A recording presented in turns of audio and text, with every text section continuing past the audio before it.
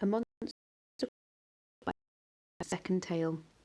150 years ago, the monster began, this country had become a place of industry. Factories grew on the landscape like weeds. Trees fell, fields were upended, rivers blackened. The sky choked on smoke and ash, and the people did too, spending their days coughing and itching, their eyes turned forever towards the ground.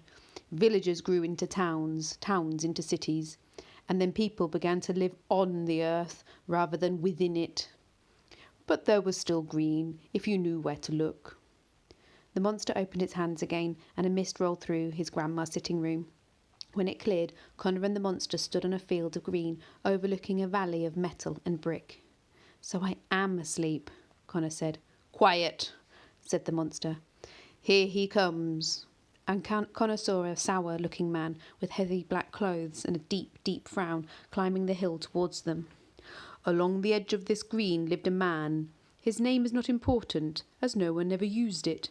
The villagers only ever called him the apothecary." "The what?" Connor asked. "The apothecary," said the monster. "The what?" "Apothecary was an old-fashioned name, even then, for a chemist." "Oh," said Connor. "Why didn't you just say?"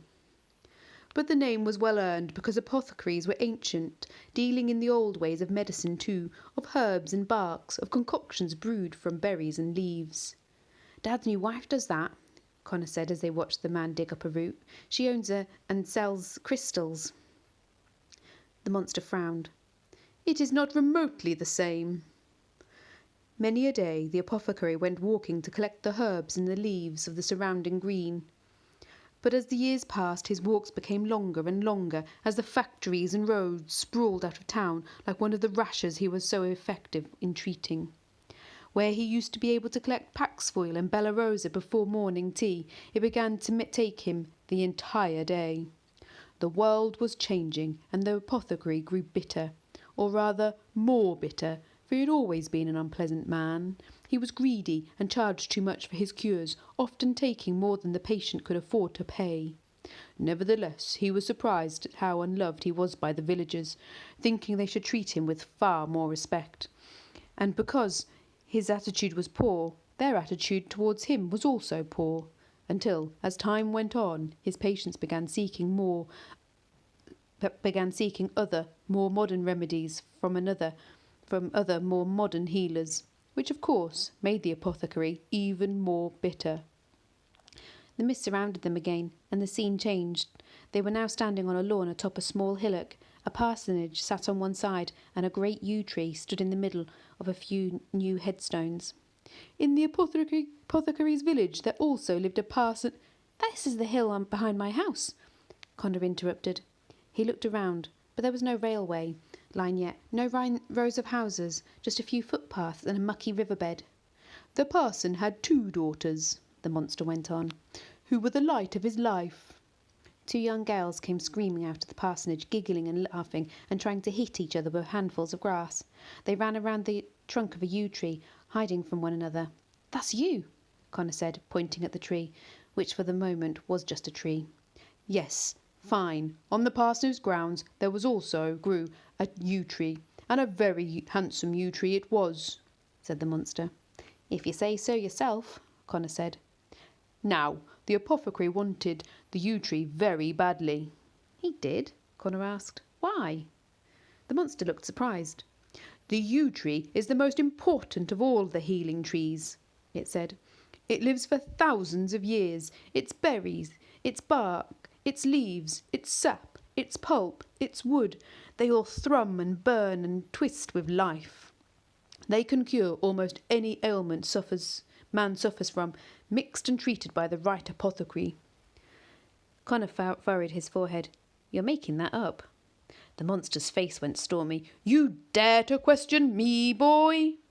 "No," Connor said, stepping back at the monster's anger. "I've just never heard that before." The monster frowned angrily for a moment longer, then got on with the story. "In order to harvest these things from the tree, the apothecary would have to cut it down, and this the parson would not allow. The yew tree had stood on this ground long before it was set aside for the church. A graveyard was already starting to be used, and a new church building was in the planning stages. The yew tree would protect the church from the heavy rains and the harshest weather, and the parson, no matter how often the apothecary asked for it, for he did ask very often, he would not allow the apothecary anywhere near the tree. Now, the parson was an enlightened man, and a kind one. He wanted the very best for his congregation, to take them out of the dark ages of superstition and witchery. He preached against the apothecary's use of the old ways, and the apothecary's foul temper and greed made certain these sermons fell on eager ears. His business shrank even further.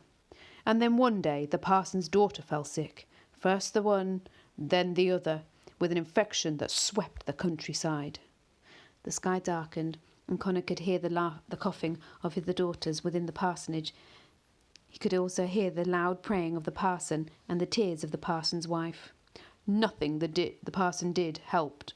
No prayer, no cure from the modern doctor 2 towns over, no remedies the field offered shyly and secretly by his parishioners. Nothing. The daughters wasted away and approached death. Finally, there was no other option but to approach the apothecary. The parson swallowed his pride and went to beg for the apothecary's forgiveness. "Won't you help my daughters?" the parson asked, down on his knees at the apothecary's front door. "If not for me, then for my 2 innocent girls." "Why should I?" the apothecary asked. "You have driven away my business with your preachings. You have refused me the yew tree, my best source of healing. You have turned this village against me." "You may have the yew tree," the parson said. "I will preach sermons in your favour. I will send my parishioners to you for their every ailment. You may have anything you like, if only you would save my daughters." The apothecary was surprised. "You would give up everything you believed in?" "If it would save my daughters," the parson said, "I'd give up everything." "Then," the apothecary said, shutting his door to the parson, "there is nothing I can do to help you." "What?" Connor said. "That very night both of the parson's daughters died." "What?" Connor said again, the nightmare feeling taking hold of his guts. "On that very night I came walking." "Good," Connor shouted. "That stupid git deserves all the punishment he gets." "I thought so too," said the monster. "It was shortly after midnight that I tore the parson's home from its very foundations."